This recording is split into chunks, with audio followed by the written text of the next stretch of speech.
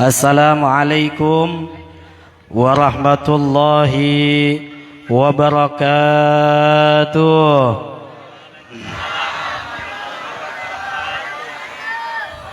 Ini yang hadir ribuan orang, yang jawab 3 orang. Saya doain mudah-mudahan yang jawab salam saya diberikan kesehatan walafiat. Yang punya utang dilunasin utangnya. Mudah-mudahan yang punya kesulitan dalam hidupnya diberikan kemudahan oleh Allah Subhanahu wa taala. Saya ulangi, assalamualaikum warahmatullahi wabarakatuh.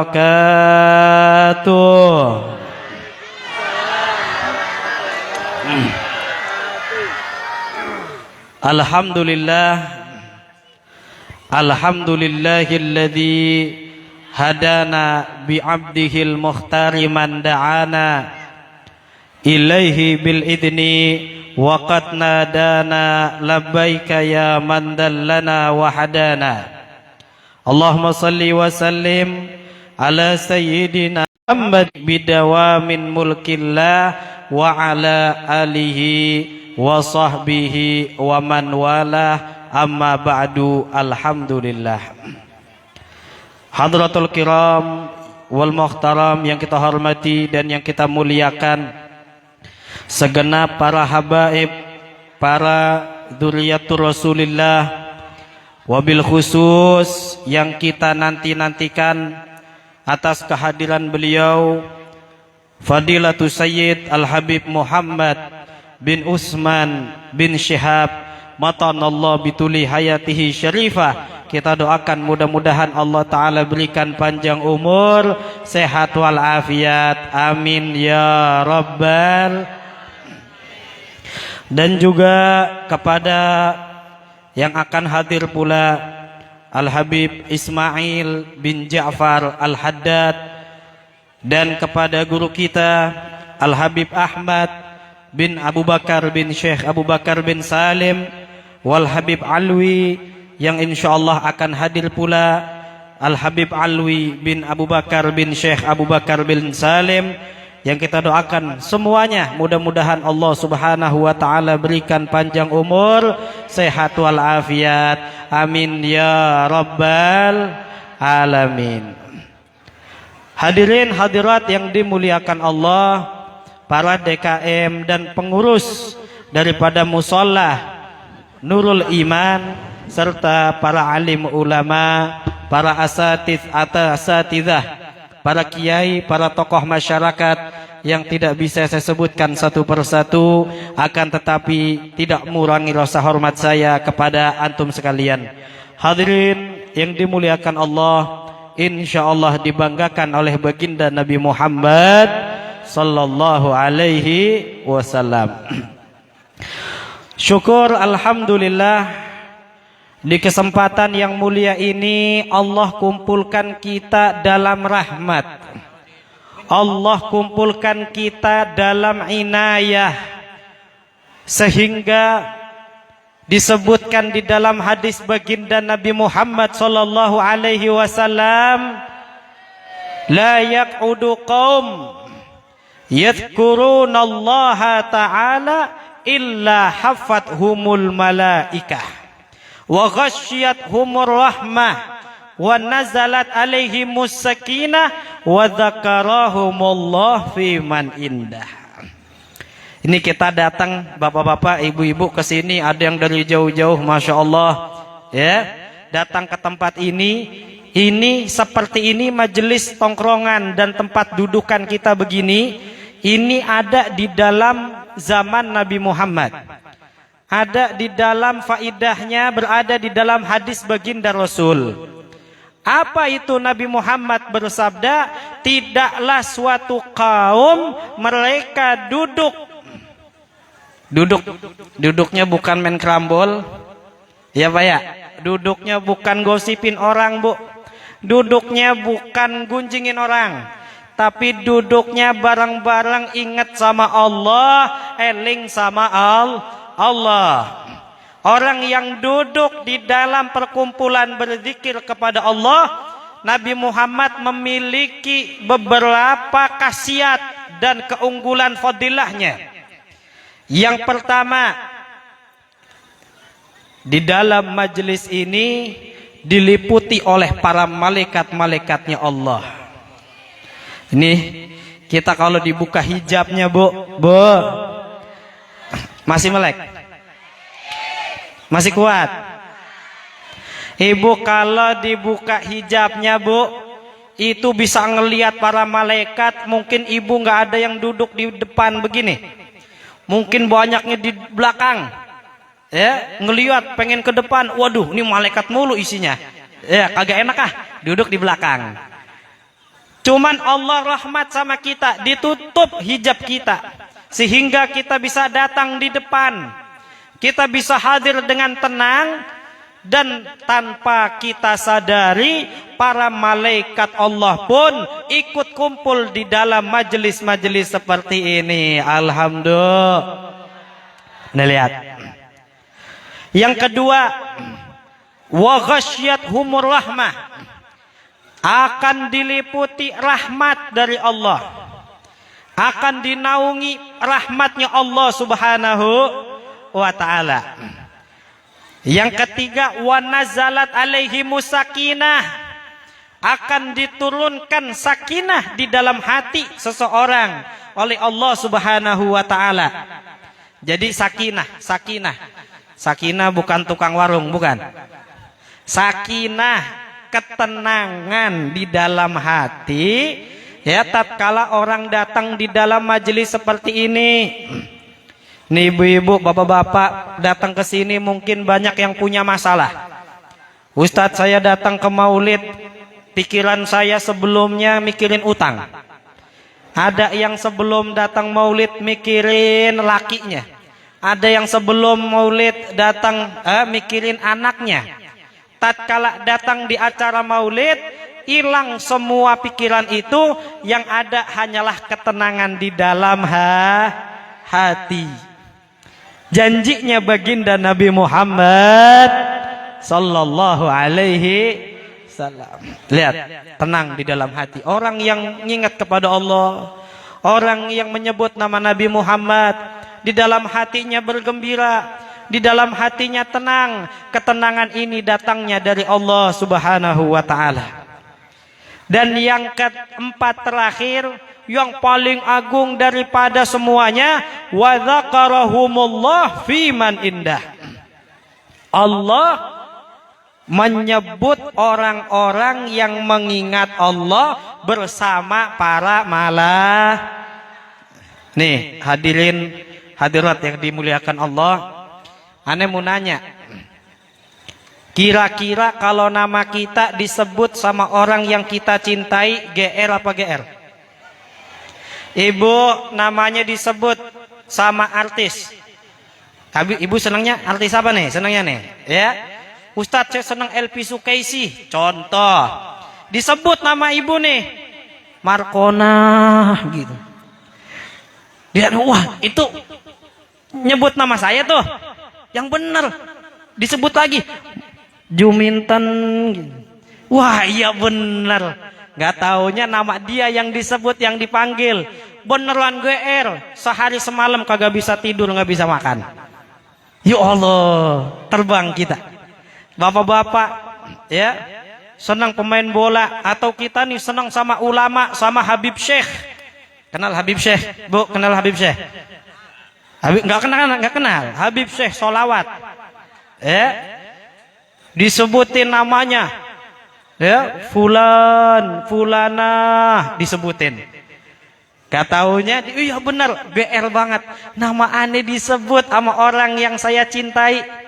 Nama saya disebut sama orang yang saya rindukan dan saya ngefans sama dia.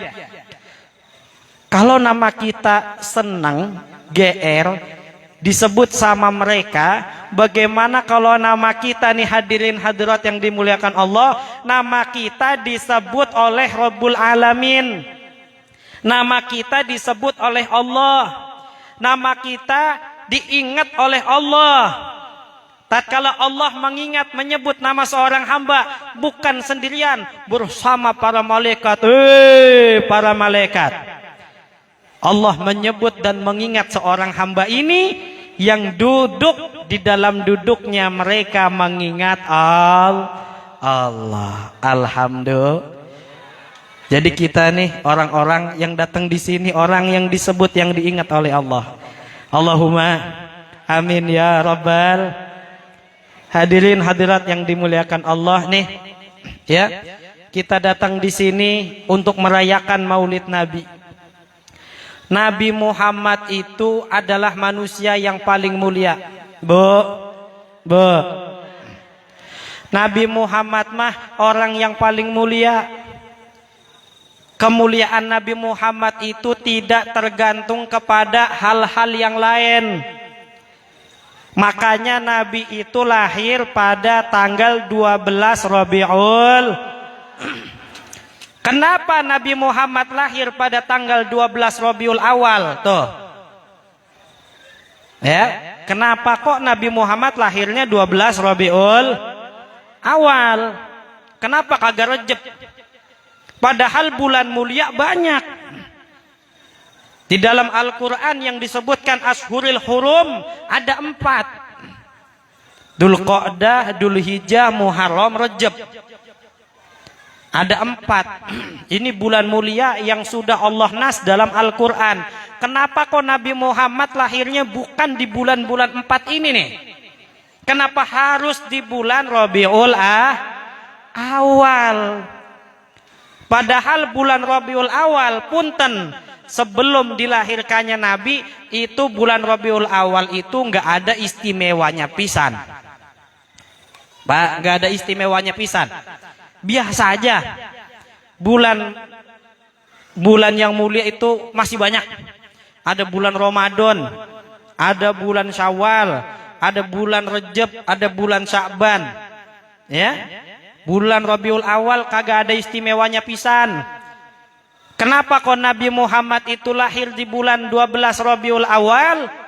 Ini menunjukkan hadirin hadirat yang dimuliakan Allah bahwa kemuliaan Nabi Muhammad itu tidak bergantungan dengan kemuliaan yang lain. Kemuliaannya Rasulullah itu tidak bergantungan dengan kemuliaan yang lain. Coba kalau Nabi Muhammad lahirnya itu di bulan Rejab. Ya bulan Rejab memang udah mulia. Coba Nabi Muhammad itu lahirnya di bulan Ramadan. Lah emang bulan Ramadan mah mulia. Ya. Jadi menunjukkan bahwa Nabi Muhammad itu kemuliaannya tidak bergantungan dengan kemuliaan yang lain. Ahlan wa sahlan wa marhaban kepada Al-Habib Alwi bin Abu Bakar bin Syekh Bakar bin Salim. Tafadhal.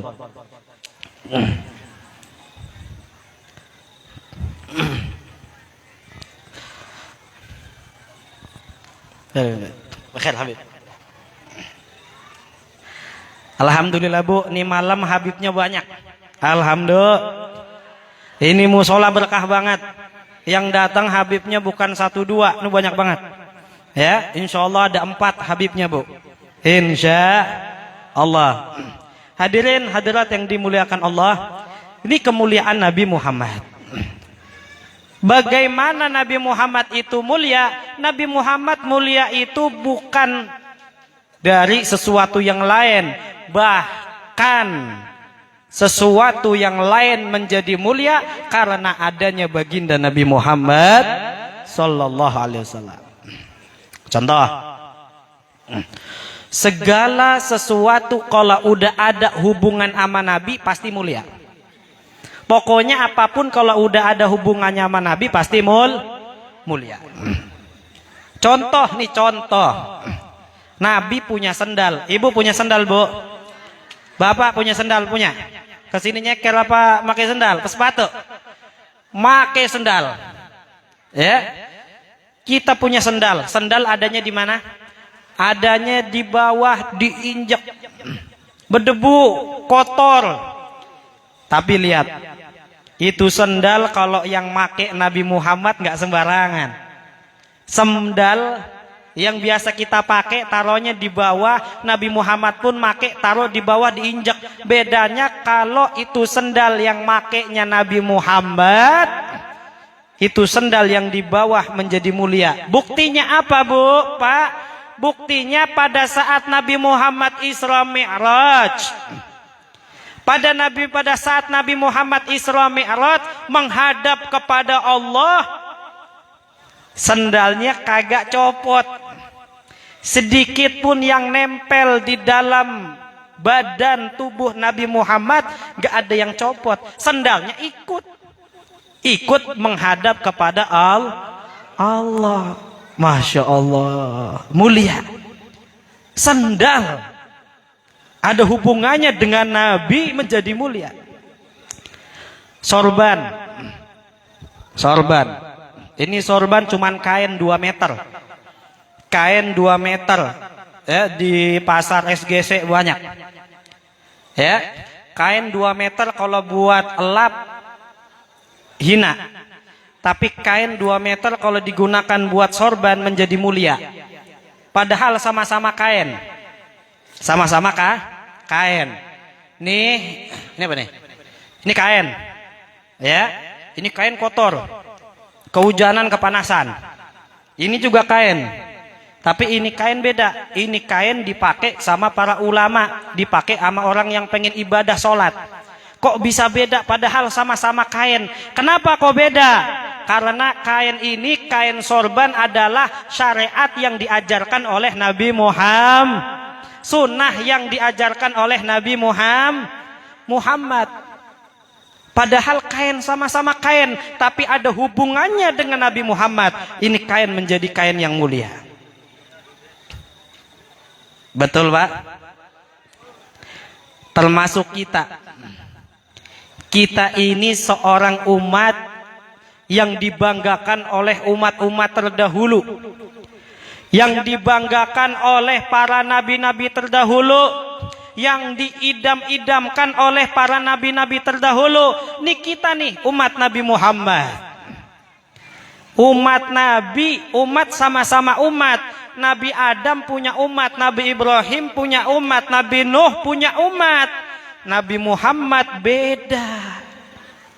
Umatnya beda. Kenapa kok beda? Karena ada hubungannya dengan Rasulullah. Lihat, Nabi Allah Musa. Di sini ada yang kenal Nabi Allah Musa. Ya, Nabi Allah Musa, Bu kenal Nabi Musa? Kenal? Agak kenal? Tahu Nabi Musa tahu? Bapak tahu Nabi Musa? Tahu, Pak?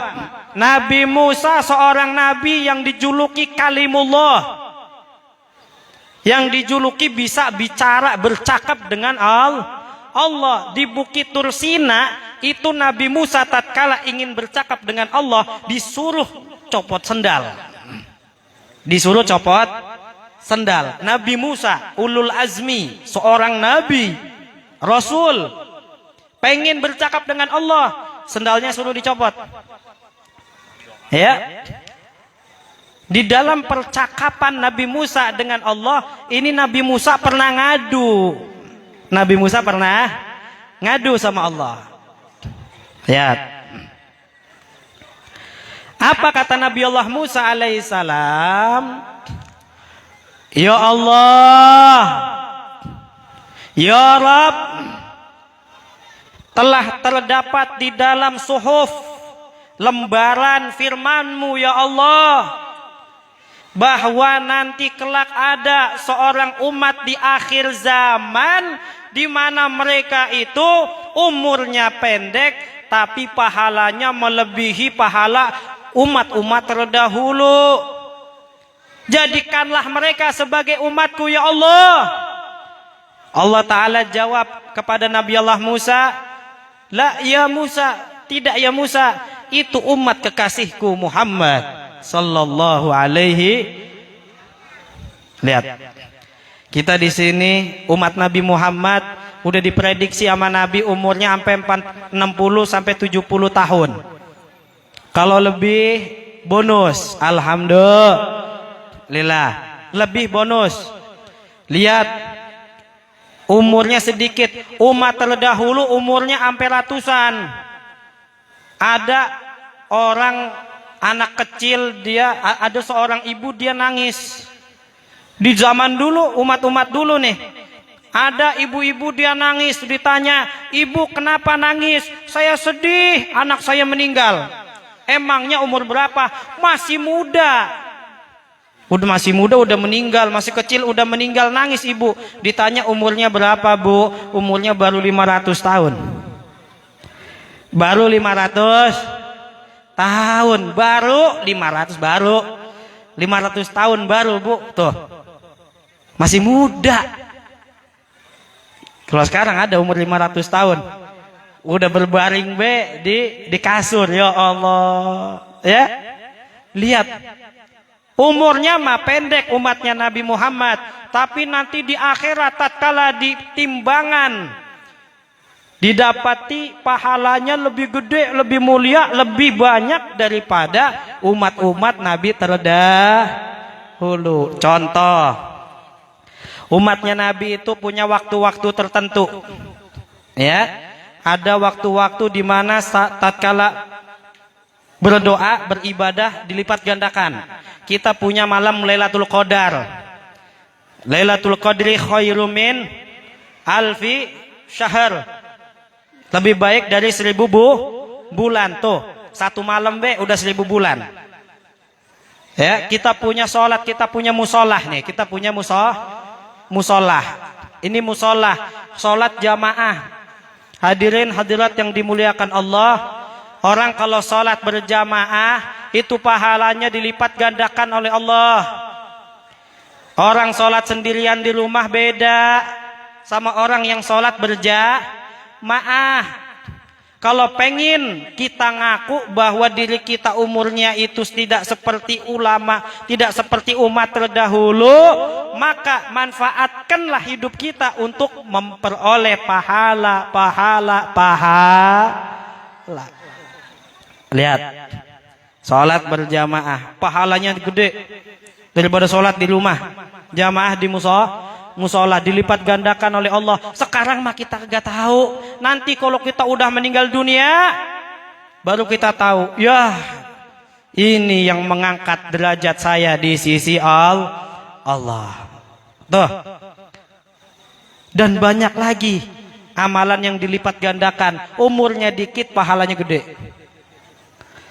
Nabi Allah Musa bilang lagi kepada Allah, "Ya Allah, telah terdapat di dalam suhuf lembaran kitabku, ya Allah, nanti terdapat umat akhir zaman di mana mereka dibangkitkan nanti di hari kiamat, wajahnya terang benderang bagaikan bulan purnama." Allah. Wajahnya terang bagaikan bulan purnama. Ini lagi bulan, ada bulan. Ya, bulan purnama, ada bulan purnama terang. Itu umat Nabi Muhammad nanti dibangkitkan di akhirat, di hari kiamat, wajahnya terang benderang bagaikan bulan purnama. Jadikanlah mereka umatku, ya Allah.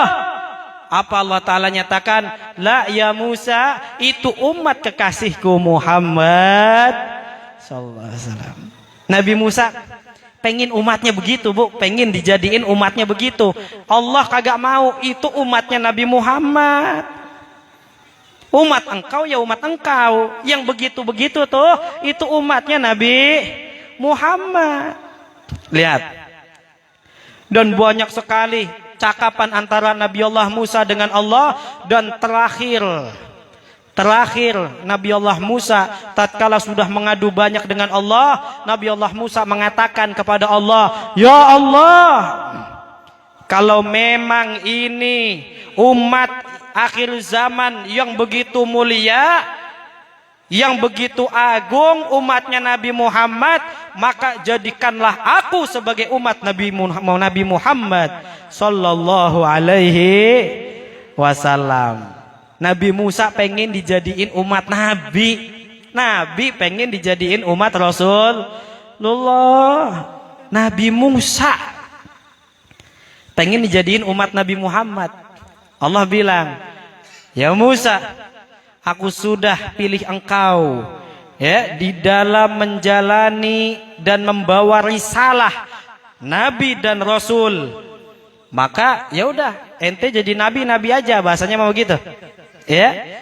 Umat ini diperuntukkan untuk umat Nabi Muhammad sallallahu alaihi. Untung nggak Bu? Untung nggak? Untung. Untungnya bagaimana? Kita nggak minta sama Allah. Ada di sini bapak-bapak yang masih di perut ibunya doa, ya Allah nanti keluar saya pengen orang tua saya Islam, lingkungan saya Islam, ada di sini. Dari perut udah doa pengen jadi umat Islam, ada? Nggak ada. Allah yang nakdirkan kita jadi umat Islam, lahir di Indonesia. Alhamdulillah. Lihat, pengen mauludan gampang, tahlilan gampang, manakiban gampang, Islam yang benar-benar kita jalankan daripada syariatnya gampang, mau jamaah gampang. Hadirin hadirat nih, kita nih betapa banyak di tempat lain orang pengen datang ke musola kudu intip-intipan dulu, susah. Betapa banyak di tempat lain orang pengen bikin maulid, susah. Tapi lihat di perumahan Geraha, di mana-mana ya di Indonesia banyak acara maulid. Nah, Nabi lihat, masya Allah, alhamdulillah, syukur dari Allah Subhanahu Wa Taala. Bagaimana kita syukurnya? Yang pertama, kita benahi diri kita. Ini maulid, kita datang, kita benahi diri kita. Bagaimana diri kita? Ibadahnya bagaimana? Bu, Pak, nih di sekeliling kita ada musola. Di sana musola, di sini musola, di sono musola. Ada masjid. Kira-kira bangunannya itu bagus-bagus apa enggak? Bagus. Kalau udah bangunannya bagus, isinya kudu dibagusin. Orang sholat berjamaah, ya itu Nabi Muhammad punya sahabat yang bernama Abdullah bin Ummi Maktum. Beliau tukang muadzinnya Nabi. Jadi muadzin tukang adzannya Nabi ada dua, hadirin hadirat. Ada Sayyidina Bilal bin Rabah, yang kedua Abdullah bin Ummi Maktum. Abdullah bin Ummi Maktum ini buta, nggak bisa ngelihat. Sekali beliau ngadu kepada Allah, kepada Nabi, ya Rasulullah, kalau malam-malam saya kalau jalan ke masjid ya takut. Karena apa? Saya nggak ngelihat, takut ada lobang, takut ada hewan buas. Minta izin sama Nabi Muhammad sholat di rumah. Nabi Muhammad awalnya ngizinin, Pak. Awalnya ngizinin, ngeliat uzurnya daripada Sayyidina Abdullah bin Ummi Maktum. Awalnya ngizinin. Pada saat selesai ngizinin, beliau menoleh lagi, bilang, wahai Abdullah, ente kedengeran gak ada suara adzan? Dari rumah kedengeran kagak? Kedengeran ya Rasulullah. Sekarang ente kudu sholat di masjid. Sekarang ente kudu sholat di masjid. Kenapa? Udah kedengeran adzan. Ya, lihat. Bagaimana ini? Walaupun sebagai fardu kifayah, tapi amat diperhatikan oleh Nabi. Nabi Muhammad nggak pernah semasa hidupnya sholat sendirian. Orang pernah. Sholat berjamaah di musola, di masjid. Nabi Muhammad contoh kita kalau nggak nyontoh Nabi mau nyontoh siapa? Kita kalau nggak mau nyontoh pribadian Nabi mau nyontoh siapa? Nih musola, ya masjid di mana-mana kita isi makmurkan dengan ibadah. Syukur-syukur datang lebih awal, nyalain yang namanya lampunya, radionya, langsung dia adzan. Allahu Akbar, Allahu Akbar. Deman, Masya Allah, udah adzan duluan. Sebelum adzan disapuin dulu. Ya Allah, lihat, luar biasa. Bagaimana ini syariat Nabi Muhammad? Kita hadir di maulid Nabi, ya, sedangkan musola kita, masjid kita masih kosong. Di mana kecintaan kita kepada Nabi Muhammad sallallahu alaihi wasallam? Di mana kecintaan kita mengaku cinta sama Nabi? Depan mata kita ada tempat ibadah, tapi masih belum diisi. Ya Allah, ya. Makanya jadilah umat Nabi Muhammad yang bisa mentauladani beliau, yang bisa mengikuti jejaknya beliau. Itu yang pertama. Yang kedua, hadirin hadirat yang dimuliakan Allah, kita punya anak. Pak, Bu, punya anak? Punya? Itu yang lagi ngipasin bocah. Ya, ngipasin anak. Ini yang punya anak nih, nanti kalau ada Habib disodorin, Bu. Biar dapat doa. Ya. Hadirin hadirat yang dimuliakan Allah, anak itu investasi kita. Anak itu investasi kita. Kita kalau meninggal dunia, yang kita bawa bukan harta, bukan tahta, bukan yang lainnya perkara dunia. Yang kita bawa pada saat kita meninggal dunia amal ibadah. Ada 3 amalan, Bu, ada 3 amalan. Habib Muhammad insyaallah hadir 9 menit lagi. Nanti ada Habib Alwi biar ngisi. Ibu bapak jangan pada pulang dulu, insyaallah beliau 9 menit lagi sampai di hadapan kita, insyaallah. Ya.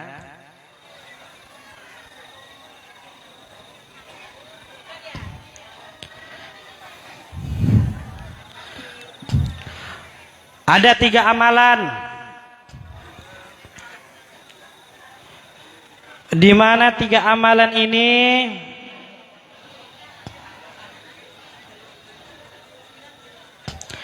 bisa nolong kita tatkala kita ada di alam kubur. Ini amalan bisa nolong kita pada saat kita ada di alam kubur. Yang pertama adalah shadaqatun jariyah. Bapak-bapak punya duit habis gajian, jangan keluar kemana dulu itu duit, sedekah dulu walaupun 50.000. Ya, walaupun 50.000. Datengin musolah, datengin masjid, taruh kotaknya 50.000, walaupun sebulan sekali gajian kasih. Ya, istiqomah. Ini amal jariah 50.000 yang kita keluarkan akan berarti nanti tatkala kita meninggal dunia. Ustadz, ini 50.000 kayaknya di musola kegedean. Emang bener, Bu, 50.000 dibawa ke pasar dikit apa gede? 50.000 ibu ke pasar ke SGC, bawa 50.000, kira-kira beli apa? Beli bakso doang sama cilok, es teh manis. Pulang habis, nggak bisa pulang, kagak ada ongkos. Pak, 50.000. Tapi kalau taruh di musolah mah gede. Kenapa? Ya, padahal jumlahnya mah sama 50. Kalau di musolah kok gede banget, kalau di pasar kok kecil. Kenapa? Yang bikin besar kecil bukan duitnya, yang bikin besar kecil hatinya. Kalau hatinya berat mah 50.000, jangankan 50.000. Ahlan wa sahlan. Al-Habib Ismail bin Ja'far Al-Haddad. Itu yang pertama. Ini Habib Ismail mau ngomong juga nih. Ya, mau memberikan tausiah juga. Jadi saya singkat aja. Ya. Yang pertama, shadaqatun jariyah. Yang kedua adalah ilmu yang manfaat. Yang ketiga adalah anak waladun soleh soleha yad'u lahu. Anak yang soleh dan soleha dan juga ini anak dia mendoakan kedua orang tua. Ibu bapak pengen anaknya ngedoain kita, bagaimana kita bisa didoakan oleh anak-anak kita kalau anak-anak kita nggak diajarkan agama?